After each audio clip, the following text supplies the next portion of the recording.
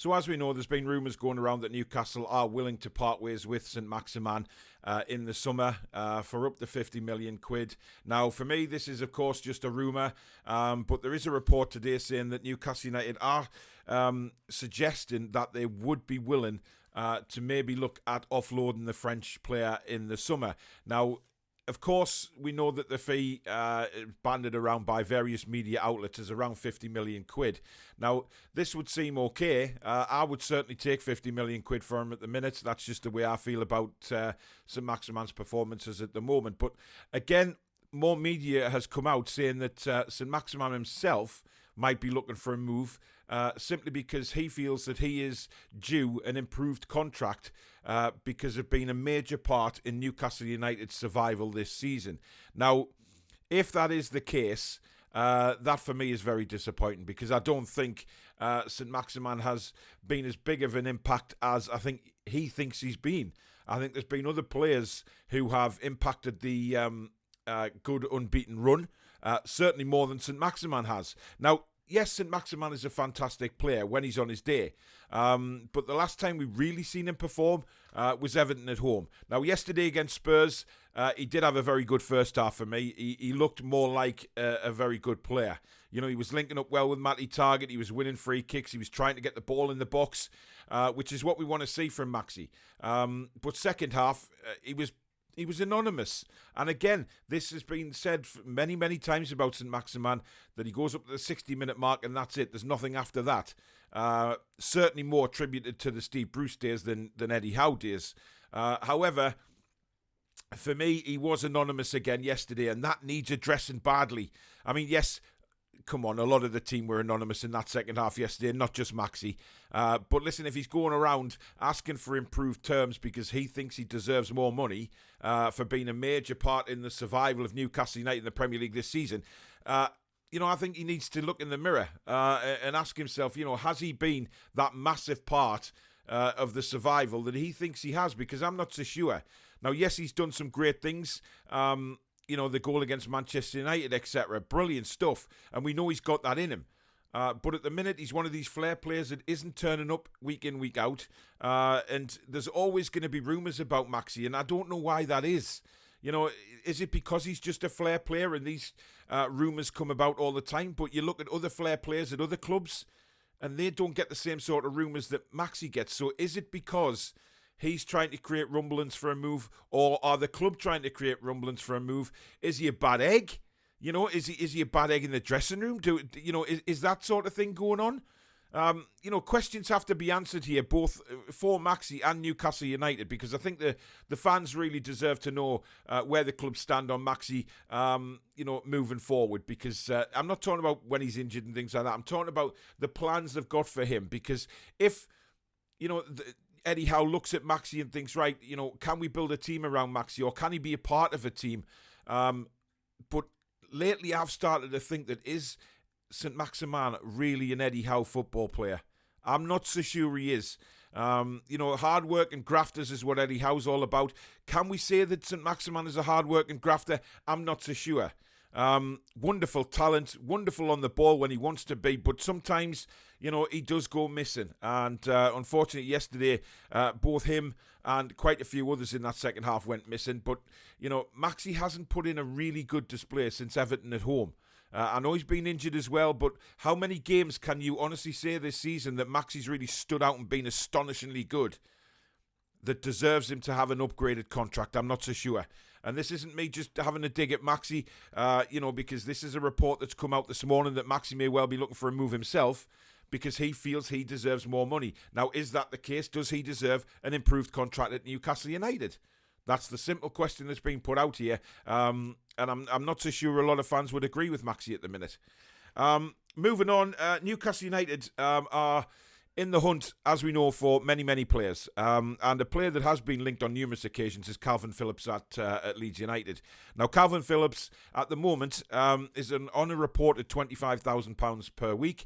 He doesn't think that that contract is good enough for an England international, and quite frankly, I don't think many people would. Now, the rumour has it that Newcastle United are willing to pay up to £125,000 a week for Calvin Phillips, which would be an astonishing jump in his wages.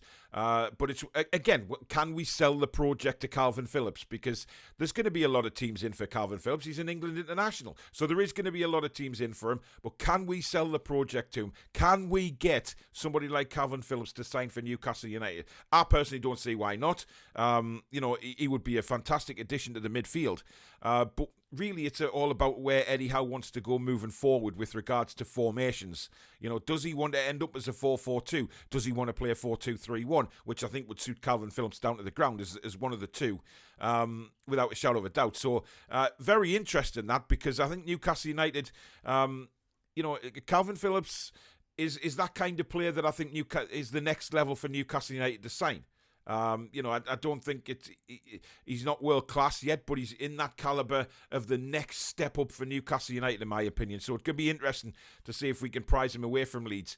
But certainly Newcastle really are at the head of the table for Calvin Phillips at the moment, but the summer's going to be interesting to see. Now, Nottingham Forest have announced that they're interested in signing Elliot Anderson in the summer transfer window.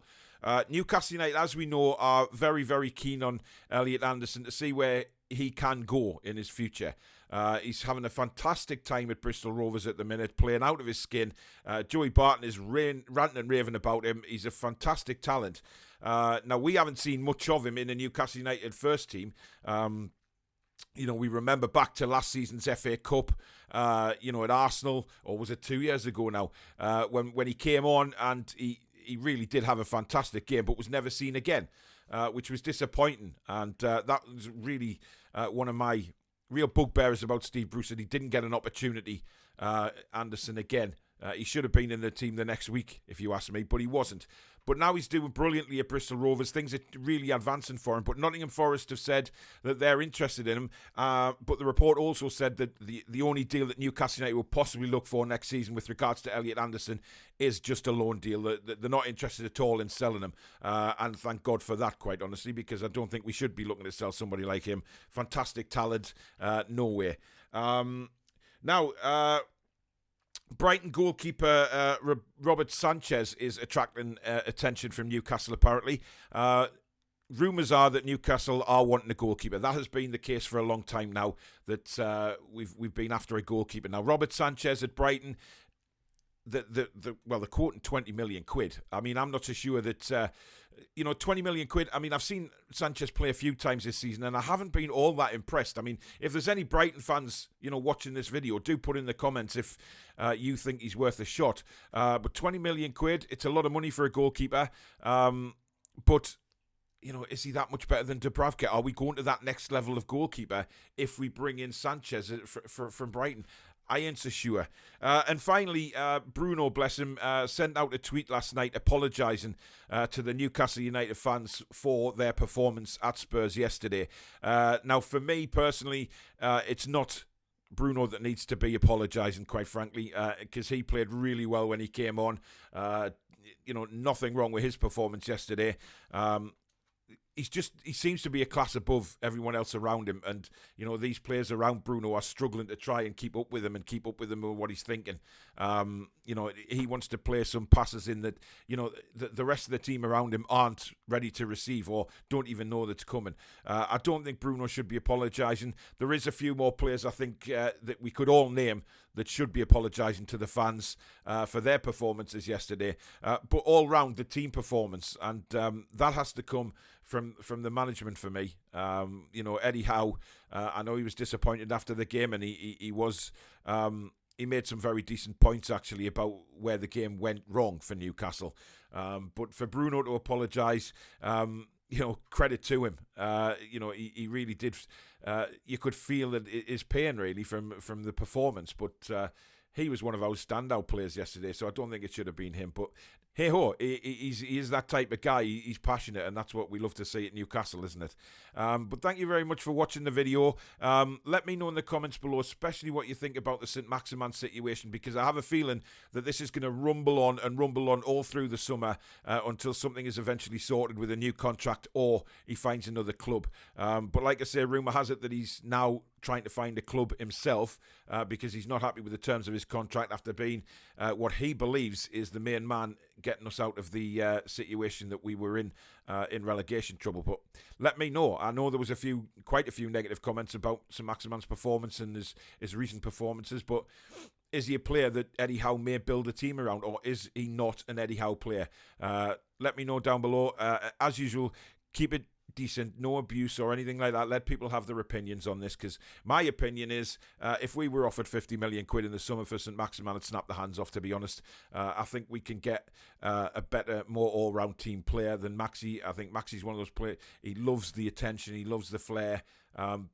Do we really need anybody like that with the rebuild that we're going through? I'm not so sure. But let me know in the comments what you think.